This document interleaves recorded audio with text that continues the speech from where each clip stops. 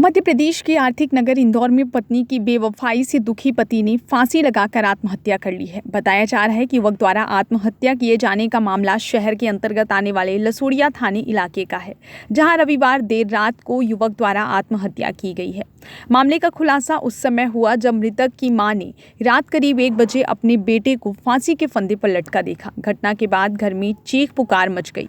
बेटे की लाश फांसी के फंदे पर लटकी देख मां बेहोश हो गई। वहीं घटना की जानकारी लगते ही मौके पर पहुंची पुलिस ने जांच शुरू कर दी है।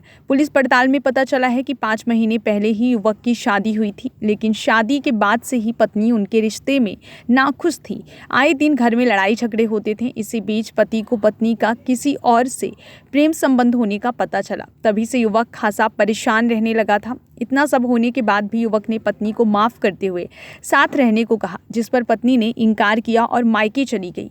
यही नहीं, कुछ दिन बाद ही हाई कोर्ट में तलाक की अर्जी भी लगा दी।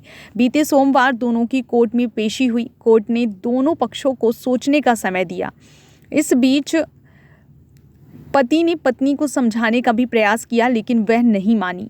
1 हफ्ते समझाने के बाद भी जब पत्नी साथ रहने को तैयार नहीं हुई तो दुखी होकर रविवार रात उसने अपने मोबाइल पर एक भावुक स्टेटस अपलोड किया और फांसी लगाकर जान दे दी। मामले की जांच में जुटी लसूड़िया पुलिस का कहना है कि 21 वर्षीय नितेश पुत्र विलास मंसौरे मालवा कॉलेज परिसर में स्थित अपने घर में फांसी लगाकर आत्महत्या कर ली। 5 महीने पहले ही नितेश की बोरिया ग्राम कन्नौद के पास शिवानी से शादी हुई।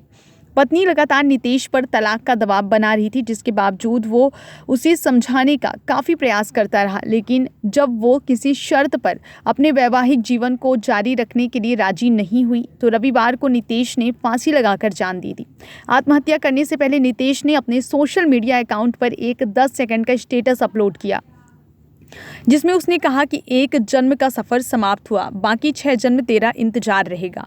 वहीं परिवार के लोगों का कहना है कि शिवानी का गांव में रहने वाले ही किसी अन्य लड़के से प्रेम संबंध था। नितेश को जब उनके प्रेम संबंधों की जानकारी लगी तब भी उसने किसी तरह का बवाल करने की बजाय पत्नी को काफ़ी समझाने का प्रयास किया, लेकिन जब वो नहीं मानी तो उसने आत्महत्या कर ली। फिलहाल पुलिस मामले की पड़ताल में जुटी हुई है।